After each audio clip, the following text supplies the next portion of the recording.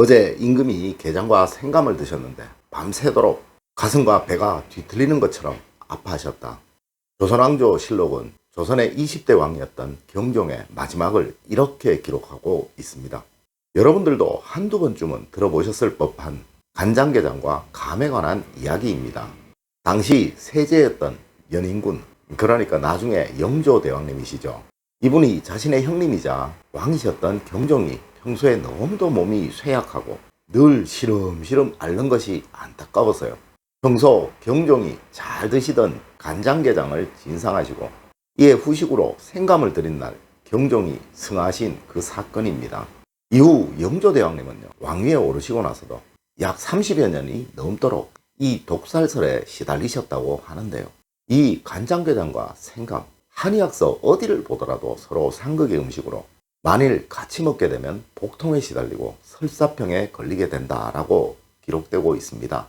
이렇듯 우리가 무심코 먹는 음식 중에요, 절대 같이 먹어서는 안 되는 음식들, 이것들이 존재하고 있다는 거죠. 물론 다행히도 튼튼한 젊은이들이 먹는다면요, 큰 문제는 없을 거예요. 혹 이따 손 치더라도요, 작은 그냥 병아리 정도겠지만요, 평소 몸이 약하시거나 소화기관, 내장기관이 이제 젊은이들과 다른 중년 이후의 분들이라면요, 얘기가 조금 달라지겠죠. 그래서 반드시 알아야 하는 음식궁합 이야기, 우리의 한의학서인 동의보감에는 과연 어떻게 기록되고 있는지 알려드릴까 합니다. 여러분 안녕하세요, 이정재입니다. 이제 여름이네요. 여름이 되면 수박들 많이 드시죠. 복숭아 제철 과일이잖아요. 이외에도 우리가 먹는 음식들 전부 자기들만의 특성들을 다 가지고 있습니다. 동양학은 모든 것이 다 이러합니다. 모든 것에 좋은 것은 없고요, 모든 것에 나쁜 것은 없다라는 거죠. 그럼 절대 같이 먹어서는 안 되는 음식 어떤 것이 있는가 우리 한번 알아보도록 할까요? 첫 번째가 수박과 튀김입니다. 여름이 되면 수박 한두 번씩 안 드시는 분 없죠? 복숭아 역시 그러할 건데요. 동의보감에서는 수박이 차가운 성질의 음식이라 차가운 음식을 같이 먹으면 배탈이 나게 된다라고도 하고 있으며요. 튀김과 같은 기름진 음식을 먹고 나서 수박을 먹는 것은 수분이 많은 수박이 위액을 희석시켜서 음식의 소화에 부담을 주기에 같이 먹는 것은 좋지 않다고 합니다. 또한 수박에 풍부한 칼륨이 만성 심부전자에게는 위험할 수 있다고도 하는데요. 고칼륨증으로 인해서 부정맥, 심장마비의 위험이 발생할 수 있다고도 합니다.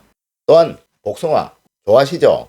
여름이 제철인 이 복숭아는 여름이 되면 칼륨 함량이 높아져서요, 고혈압 환자에게는 특효로 알려져 있습니다. 더욱이 비타민 함유량과 베타카로틴이 풍부해서 피로회복과 노화 방지, 피부 미용에도 제격이라고 합니다.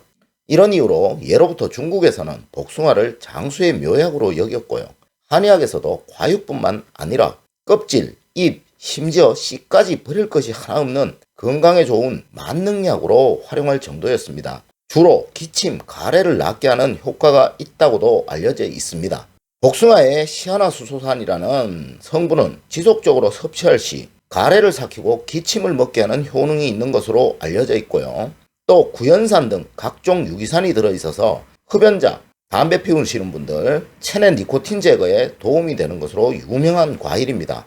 뿐만 아니라 다이어트 중에서 쉽게 겪는 변비 증상 완화에도 복숭아는 탁월한 효능이 있는 것으로 알려져 있습니다. 복숭아 속에 다량의 식이섬유 덕분에 복숭아를 섭취 시 배부른 느낌의 포만감과 숙변 제거에 아주 효과적이라고 하네요. 칼륨의 함량 또한 아주 높아서 체내 노폐물을 배출하여 부종 제거에도 큰 도움이 된다고도 합니다. 이렇게 좋은 대표적인 여름 과일인 복숭아가 장어와 같이 먹으면 안 된다고 합니다. 이유는요, 장어 역시 여름이 제철이라고 해요. 이렇게 여름 제철인 두 음식을 같이 섭취하면 큰 문제가 생길 수도 있다고 하는데요. 장어에는 지방이 21%나 함유되어 있기 때문에 소화 요소가 부족한 사람은 설사하기가 아주 쉽다고도 합니다. 지방 함량이 높은 장어는 섭취 후 소장까지 도달한 직후 바로 지방산으로 분해가 된대요. 그런데 복숭아에 함유된 유기산도 소화가 잘 되지 않아서 소장에 이른 후에 분해가 된다고 합니다. 이때 산성을 띤 성분들이 알카리성인 소장에 큰 자극을 주면서 복통과 설사를 유발할 가능성이 크다라고 합니다. 간장게장과 생강과 같은 그런 이야기죠. 지방과 단백질은 소장에서 프로테아제, 리파제, 아밀라제 등에 의해서 분해가 된다고 해요. 복숭아 속에 신맛 나는 유기산은 산성이고 소장은 알칼리성이기 때문에 장어와 복숭아를 같이 먹으면 소화 효소의 효능이 아주 떨어져서 설사가 잘 발생할 수 있다고도 합니다. 따라서 장어를 섭취한 뒤 복숭아로 입가심을 해서는 절대로 안 된다는 이야기입니다. 이 외에도 복숭아는 성질이 따뜻하기 때문에 자라, 전복, 삼계탕과 같은 보양식을 드시고 난 이후에 드시는 것 절대 피해야 한다고 합니다. 자, 다음으로 두 번째가 토마토와 설탕입니다. 토마토는 날로 먹을 경우 약간의 풋내가 나기 때문에 설탕을 뿌려 드시는 분들 많으시죠. 저도 예전에는 이렇게 먹었습니다. 달달한 게 좋죠. 그런데 토마토에 설탕을 넣으면 단맛이 있어서 먹기는 좋을지 모르지만 영양 손실은 아주 막대하다고 합니다.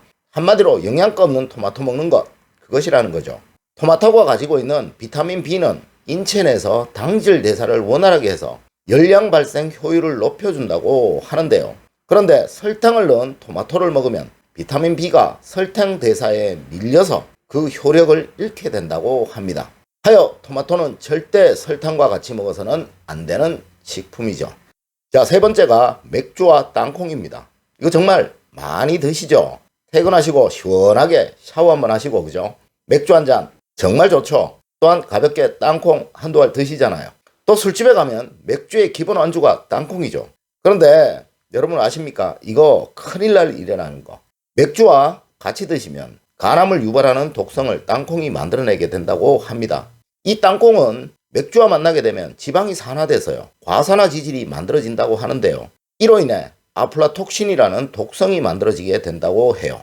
땅콩은 산성이 강한 식품이기 때문에 혈액의 균형을 깨고 숙취를 만드는 주범이기도 하다네요. 이제 여러분들 맥주 드실 때 땅콩 절대 드시면 안 됩니다.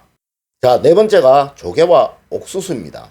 조개류는 시원한 맛이 나고 단백질과 당질이 풍부한 식품이지만 부패균의 번식이 아주 잘 되고 산란기에는 자신을 보호하기 위해 독성 물질을 만들어내는 단점이 있는 식품이라고 합니다. 반면 옥수수는 씹는 감촉이 좋지만 소화가 잘 되지 않는 결점이 있는 그런 식품이라고 해요. 조개는 전형적인 수호행의 식품이고 옥수수는 토행의 식품입니다. 반드시 조개의 특성이 해를 받아 이 두 조합에서는 배탈이 아주 쉽게 날 수 있는 조합이라고 합니다. 자, 마지막으로 다섯 번째가 당근과 오이입니다. 두 개 많이 같이 드시죠? 김밥 쌀 때도 두 가지 같이 들어가잖아, 그죠? 이렇게 빛 가리고 와서 음식의 모양을 내는데 당근 많이들 쓰시죠? 당근에는 비타민 A의 모체인 카로틴이 많이 들어있다고 합니다. 오이와 마찬가지로 비타민 C를 파괴하는 아스코라비나제를 가지고 있다고 하는데요. 절대 오이 생채를 만드실 때 당근은 피해야 하는 그 원인이라고 합니다. 전혀 오이의 효과를 기대할 수 없다라는 그런 거죠. 그러니까 이 두 조합이 안 맞는 조합이다라는 그런 이야기입니다. 이외에도 정말 많은 것들이 있습니다. 뜻밖의 쉽게 먹는 음식 조합들이 말이죠. 오늘은 음식궁합에 관한 이야기를 알려드렸는데요. 이 역시 우리의 건강을 만드는 것이기에 제가 말씀드린 겁니다. 건강은 운동도 중요하지만 음식 섭취가 정말 중요하니까요. 동의보감에서도 모든 병의 근원은 음식으로 다스리는 것이 가장 좋다라고 나와 있듯이요. 여러분 모두 좋은 음식 많이 드셔서 여러분들의 건강 유지하시기를 부탁드립니다. 늘 올바른 학문과 올바른 지식을 여러분들에게 전하도록 노력하겠습니다. 여러분 긴 시간 감사드립니다. 감사합니다.